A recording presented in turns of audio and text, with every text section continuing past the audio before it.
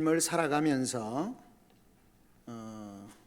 누군가를 생각할 때마다 감사가 되어지고 그리스도인으로서 기도할 때마다 늘 기쁨이 되어지는 가족 또는 친구 또는 동력자 또는 가깝게 우리 성도들이 혹시 계십니까? 생각하면 늘 정말 감사가 되어지는, 기도할 때마다 늘 기쁨이 되어지는 그런 사람이 있는가 하는 것이죠. 반대로 나는 혹 누군가에게 그런 사람일 때가 있을까 하는 것입니다. 누군가가 나를 보면서 장로님, 집사님, 권사님, 성도님 늘 생각할 때마다 감사가 됩니다. 늘 기도할 때마다 기쁨으로 기도하게 됩니다. 늘 함께 있어서 감사합니다. 그렇게 인사를 받거나 인사를 할 수 있는 사람이 있는가 하는 것입니다. 어떤 사람들이 그렇게 비슷한 관계를 가지면서 아이고 나는 집사님만 보면 장로님만 보면 너무 좋습니다. 감사합니다. 그럴 때 누가 옆에서 묻습니다.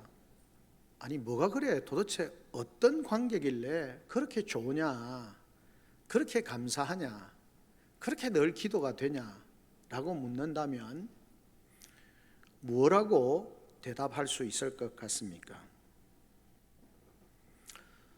이 땅을 살아가면서 하나님께서 성도에게 하나님께는 그 구원의 은혜와 하나님을 사랑하는 마음 가지고 하나님을 예배할 수 있는 기쁨을 우리에게 주셨고 함께 부르심을 받은 성도들 가운데 하나님은 아주 좋은 사랑의 나눔과 사랑의 사귐과 기쁨의 교제를 하나님께서 허락하신 겁니다. 신앙생활하면서 예배하는 즐거움과 하나님의 말씀을 순종하며 나아가는 그런 용기와 성도들을 볼 때마다 기뻐하고 즐거워하고 감사할 수 있는 그런 축복을 하나님께서 주셨는데 성도들의 삶이 그런 삶을 누리지 못한다면 사실은 불행한 신앙의 삶이다 생각할 수 있습니다. 앉아서 생각하면 분노가 치밀어 오르는 사람, 기도할 때마다 걱정이 되는 사람들로 우리의 공동체, 이웃이 아니면 내 주위의 사람들이 그런 사람들로 가득 차다. 그러면 우리의 신앙은 참 행복하지 못하죠. 참 기쁘지 못하고 즐겁지 못합니다. 하나님은 우리에게 하나님을 예배하는 기쁨과 즐거움을 주셨을 뿐만 아니라 성도의 진정한 사귐, 코이노니아라고 하는 사귐과 교제를 통하여서 하나님이 주시는 기쁨이 충만하게 하시는 것이죠.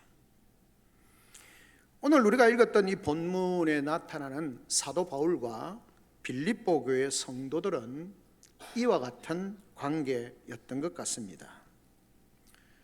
생각할 때마다 감사가 되어지고 기도할 때마다 기쁨이 되어졌던 것 같습니다. 그들은 서로 사랑하고 존경하고 그리워하는 사이가 되었습니다. 그렇다면 이 바울과 빌립보 교회가 어떻게 해서 이렇게 사랑하고 존경하고 그리워하는 그런 사이가 되었을까요? 오늘 성경을 통해서 하나님께서 우리에게 주시는 말씀을 통해서 은혜를 함께 나누고 우리 자신과 우리 공동체가 그런 삶이 되어지기 원하면서 이 말씀을 함께 나누는 것입니다.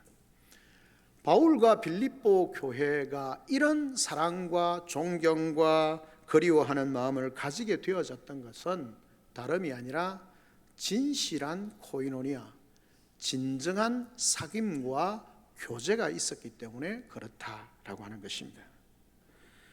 그렇다면 그들은 무엇으로 이런 진실한 코이노니아, 진실한 교제를, 사귐을 나누었고 어떻게 그들은 하나가 될 수 있었는가 하는 것입니다.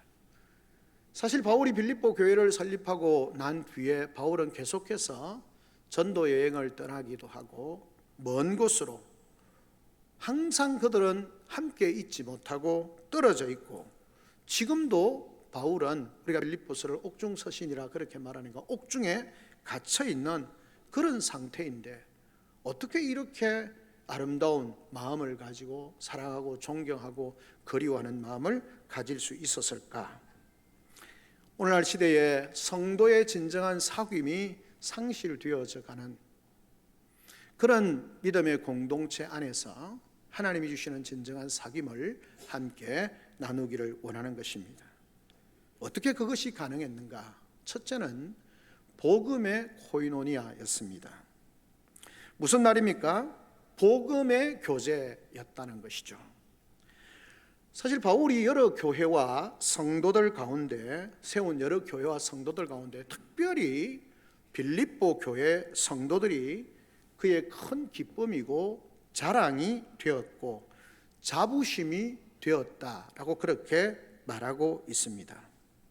그렇게 큰 기쁨과 자랑과 자부심이 되었던 것은 다름이 아니라 바울이 전한 복음, 우리가 아는 것처럼 빌립보는 그 마게도니아 지역의 첫 성에 있는 교회였고, 바울이 하나님의 부르심을 받아서 마게도니아에서 와서 우리를 도우라고 하는 그 말씀을 따라서 마게도니아 지역으로 가서 첫 번째 맞이한 성이 빌립보 성이었고, 그곳에 처음 세운 교회가 빌립보 교회였습니다. 바울이 그들에게 복음을 전하게 되어졌고, 이 빌립보 교회 성도들은 바울이 전한 복음, 그 복음을 그들은 머리로만도 아니고 가슴으로만도 아니고 입술로만도 아니고 손과 발과 모든 온 몸으로 그 복음을 받아들이고 그 말씀대로 살기 위해서 노력했다라고 하는 것입니다. 뿐만 아니라 그들은 복음을 받기만 하는 것이 아니라 그 복음이 전해지고 그 복음이 실현되어지는 일에 적극적으로 참여했기 때문인 것입니다. 그러니까 바울이 복음을 전하고 빌립보 교회는 그 복음을 받아들이고, 바울이 전한 복음을 가지고 온 몸으로 입술과 가슴과 귀와 모든 것을 통해서 복음을 받아들이고 복음이 증거되어지는 일을 위하여서, 복음이 실현되어지는 일을 위하여서 그 성도들이 복음 안에서의 삶을 열심히 살았다는 것입니다.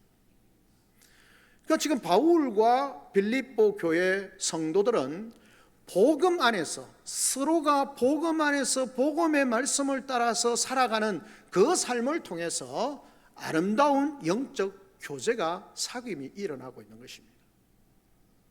여러분, 놀랍지 않습니까?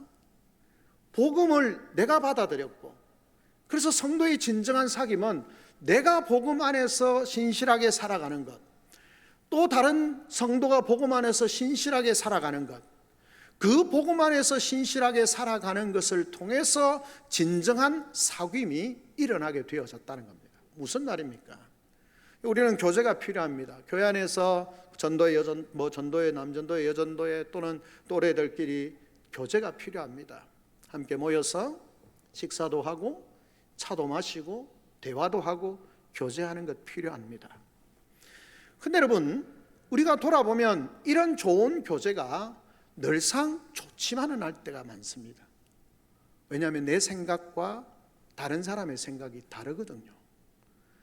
물질을 보거나 사건을 보거나 여러 가지 보는 것이 다릅니다. 그러다 보면 대화 중에 갈등이 생기게 되어지고 그 교제가 깨어질 때가 많이 있습니다. 그래서 교회 안에 교제가 일어나지 못하고 깨어질 때가 많은 거죠. 그런데 바울은 뭐라고 말합니까?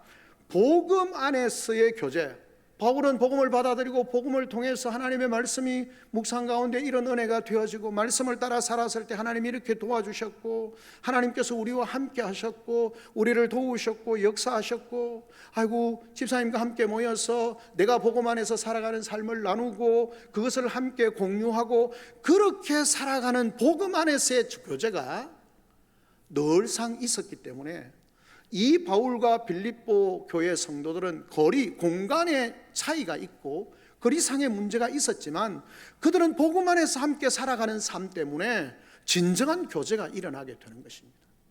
우리가 복음 안에서 살아가는 기쁨이 이런 것입니다. 하나님의 말씀을 따라 사는 삶이 이런 것입니다. 내가 하나님의 말씀을 따라 살았더니 하나님께서 이렇게 해주셨습니다. 하나님이 우리를 도와주셨습니다. 하나님의 말씀이 나를 이렇게 위로해 주었습니다. 하나님의 말씀이 이렇게 나의 삶을 능력 있게 해주었습니다. 하나님의 말씀이 내가 부족하지만 형제를 용서할 수 있는 마음을 주셨습니다.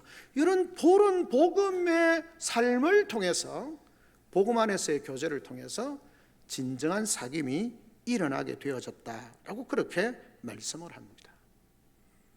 바울은 이렇게 말합니다. 너희가 복음을 처음 받아들인 첫날부터 이제까지 줄곧 그렇게 했다라는 것입니다.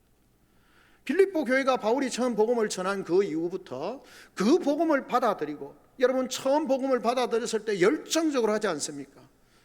계시록에도 요한계시록에 보면 첫 번째 에베소 교회가 질책받은 것이 뭡니까? 처음 사랑을 잊어버렸다. 처음에는 열정적으로 뭔가 했는데 조금 시간이 지나면서 그 첫사랑을 잃어버리고 마음이 굳어지기도 하고 완악해지기도 하고 그렇게 되는 거죠. 그런데 바울은 빌립보 교회를 향하여 뭐라고 말합니까? 처음부터 이제까지, 처음에 열정으로만 단순히 하는 것이 아니라 어떻습니까? 처음 열정으로, 첫날의 열정으로 뭐 우리가 할 이야기도 많고, 처음에 우리가 옛날에 처음 시작할 때 옛날에 뭐 이렇게 말 많이 하지 않습니까?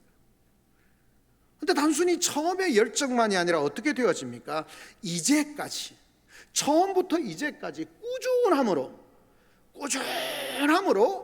하나님의 말씀 안에서, 복음 안에서의 교제를 계속해 가고 있는 것입니다. 그 복음의 지난한 세월, 때로는 즐겁기도 하고 때로는 고난스럽기도 하고 때로는 아픔도 있고, 그런 상황 가운데서도 그 복음의 교제를 계속적으로 참여하였다라는 것입니다. 그 참여한 성도들, 그 성도들은 사실 많지 않겠죠. 그런데 빌립보 교회는 그렇게 했다는 겁니다.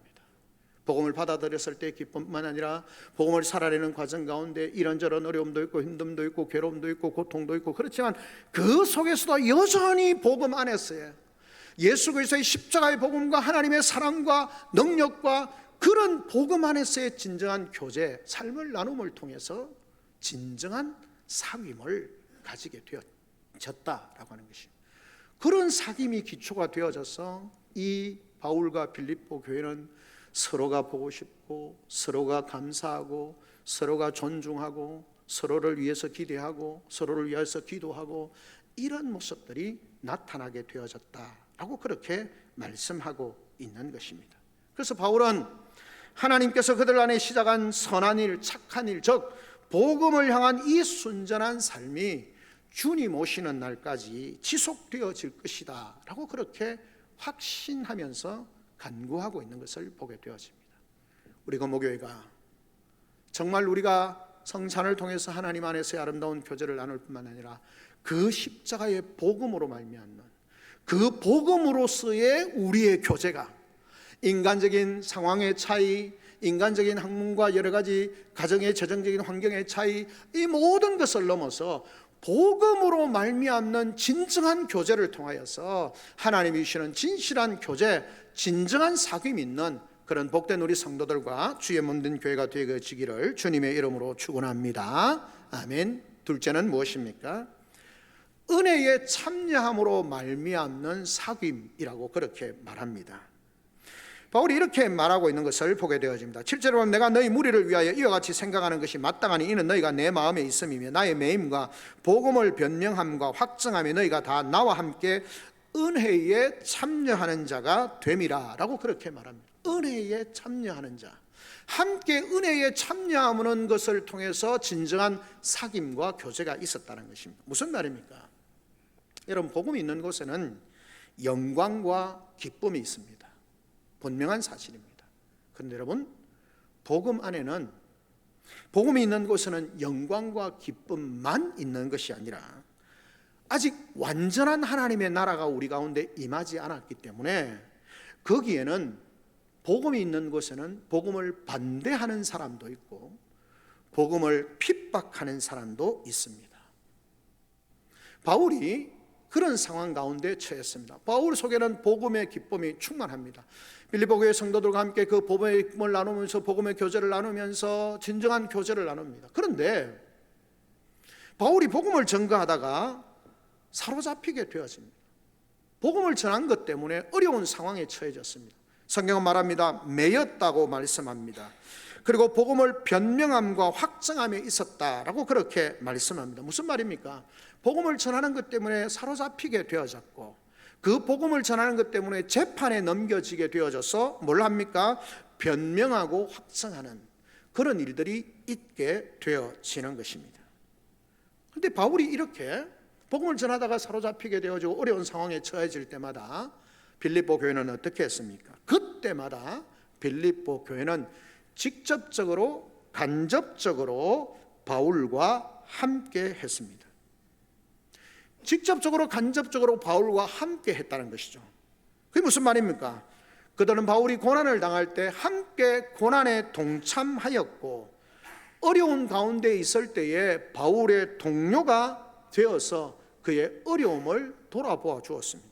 고대 당시에는 죄인으로 사로잡히게 되어지면 죄를 지어서 오늘날 우리나라처럼 세계적으로 보면 죄수들에게 좋은 환경, 죄수들의 환경이 안 좋다, 음식이 나쁘다, 여러분 그런 거 없는 거죠.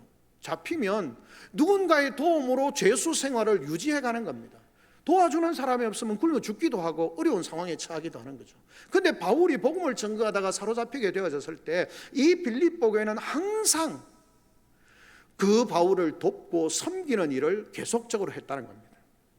그런데 바울은 그것을 뭐라고 표현합니까? 오늘 8절에 보면 이렇게 말씀합니다.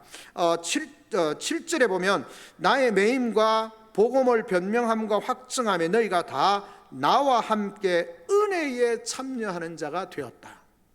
자, 복음을 전하다가 사로잡히게 되어졌는데, 그 모든 일들 가운데 사로잡히고 어려움을 당하게 되어졌는데 그 속에서 하나님의 은혜를 경험하게 되어졌다는 거예요. 무엇을 통해서? 빌립보 교회 성도들의 섬김과 도움을 통하여서 하나님의 은혜가 우리 가운데 함께한다. 이 포로로 잡히고 어려운 상황 가운데 있는 자들을 하나님이 어떻게 돌아보시는가, 어떻게 함께 하시는가, 하나님의 은혜가 어떻게 임하게 되어지는가를 빌립보 교회 성도들의 섬김을 통하여서 그 하나님의 은혜에 함께 참여하는 자가 되어졌다. 바울은 복음을 전가하다가 어려움을 당하게 되어지고 그 어려운 가운데 있는 그 상황을 하나님께서 은혜 가운데 인도하시고 도우시는데, 그 돕고 인도하시는 길에 빌립보 교회 성도들이 함께 했다는 거예요. 그래서 뭐라 말합니까? 은혜에 함께 참여하는 자가 되었다라고 그렇게 말씀하고 있는 것입니다. 복음을 인해서 당하는 고난이 도리어 하나님의 은혜를 경험하는 기회로 여기게 되어졌고, 그 하나님의 은혜를 누리는 일에 있어서 빌립보 교회 성도들이 함께 했다라는 것입니다. 여러분, 이 빌립보 교회와 바울이 어려움과 고난 가운데서 하나님의 복음을 전하다가 어려움을 당하고 어려움을 당하는 그 바울을 돕는 그 사랑의 섬김과 손길을 통하여서 하나님의 은혜가 어떻게 나타나는가 하는 것을 이 바울과 빌립보 교회 성도들이 함께 경험하게 되는 겁니다. 그것을 통해서, 이런 은혜에 함께 참여하는 것을 통해서 빌립보 교회와 바울은 놀라운 코이노니아, 사귐을 하는 겁니다. 어려운 가운데, 어려운 상황 가운데서 더 돕고 섬기는 것을 통해서 진정한 사귐이 있게 되어졌다라고 하는 것입니다. 여러분, 잘 나갈 때 누군가 사람이 와서 뭔가 같이 친해 보려고 이렇게 하면 우리 마음에 뭔가 얻어먹으려고 그런가, 이런 생각이 들 때가 있지 않습니까? 그런데 고난과 고통과 어려움 가운데 있는 상황 가운데 누군가가 정말 욕심 없이 그냥 기쁜 마음으로 그들을 섬기고 돕고 위로하고 격려하고, 그런 것을 뭐라고 말합니까? 하나님의 은혜에 함께 참여하는 것이다. 지난주 우리 윤상희 선교사님 나오셔서 우리에게 오후 예배 말씀 전한 것처럼 어렵고 고통 가운데 있을 때 위하여 기도해 주었고, 적지만 물질로 함께 해 주었고, 그것이 정말 하나님 안에서 진정한 교제가 되어지고 기쁨이 되어지고 감사가 되어지고 하나님이 우리에게 은혜를 베푸시는 방법으로 그 일을 사용하셨다고 하는 것을 듣게 되어지는 겁니다. 그런 은혜에 함께 참여할 때 진정한 사귐과 교제가 있는 것입니다. 우리는 우리가 그리스도 안에서 한 가족으로 부름을 받았고 한 지체로 받았고, 더 넓게는 지역사회의 어려운 교회들이나 선교사님들이나 고통당하는 이들에게 그들을 사랑으로 섬기는 것을 통해서 하나님의 은혜에 참여하고 그 은혜에 함께 참여하는 것 때문에 성도의 진정한 사귐이 있게 되어진다라고 하는 것을 우리에게 말씀해 주고 있는 것입니다. 복음을 당하는 공경이 하나님의 은혜를 경험하는 기회가 되어졌고, 그 은혜에 함께 동참함으로 성도의 아름다운 사귐, 진정한 코이노니아를 누리게 되어졌다라고 하는 사실을 우리에게 말씀해 주고 있는 것입니다. 마지막 세 번째는 무엇입니까? 바울이 이렇게 말합니다. 그는 기도한다고 말씀합니다. 감옥에 갇혀 있는 바울이 사랑하는 빌립보 성도들을 위해서 해줄 수 있는 일이 없습니다. 감옥에 있으니까요. 아무것도 해줄 수 있는 게 없습니다. 이렇게 격려하는 편지를 쓰는 일도 사실은 대단히 비용이 많이 드는 겁니다. 오늘날로 치면 편지지 이런 거 별로 안 되지만 양피지라든지 여러 가지 파피루스라든지 이렇게 돈이 적지 않게 드는 것이고, 그것을 또 보내는 것도, 인편으로 보내는 것도 돈이 적지 않게 드는 것이죠. 그리고 시간이 오래 걸리는 일입니다. 그런데 바울은 뭘 합니까? 그들을 위해서 기도했습니다. 성경 편들은 그리스도의 심장으로 사모하는 마음을 담아서 기도했습니다. 무엇보다 그들 안에 사랑이 점점 풍성해지도록 기도했습니다. 맹목적인 사랑이 아니라 지식과 총명을 더해서 단단해진 사랑, 그 사랑이 충만하여서 지극히 선한 것을 분별하는 사람이 되기를, 분별하는 공동체가 되기를 위해서 기도했습니다. 그리고 그런 삶이 주 예수 그리스도에 오시는 그날까지 진실하고 허물이 없고 의의 열매를 맺으며 살아가는 삶이 되어질 수 있도록 기도했습니다. 바울이 에베소 교회를 위해서 열심히 기도했습니다. 빌립보 교회를 위해서. 빌립보 교회는 바울을 위해서 열심히 기도했습니다. 여러분, 몸은 떨어져 있고 공간은 떨어져 있지만 서로가 흩어져 있을 때에 그들이 서로를 위해서 기도하는 겁니다. 기도를 통해서 아름다운 교제를 나누는 겁니다. 그래서 한 번씩 만나면 너무 기쁩니다. 너무 반갑습니다. 제가 선교사님을 위해서 기도했습니다. 제가 집사님을 위해서 기도하고 있습니다.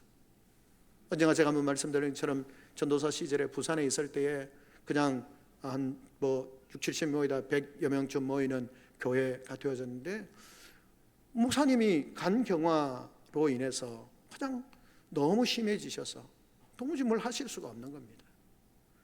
그러시다가 제가 있을 때 소천하셨는데 거의 한 1년 반 가까이를 전도사가 일반대 출신, 제가 신학과 출신도 안 하고 일반대 출신이 뭘 알겠습니까?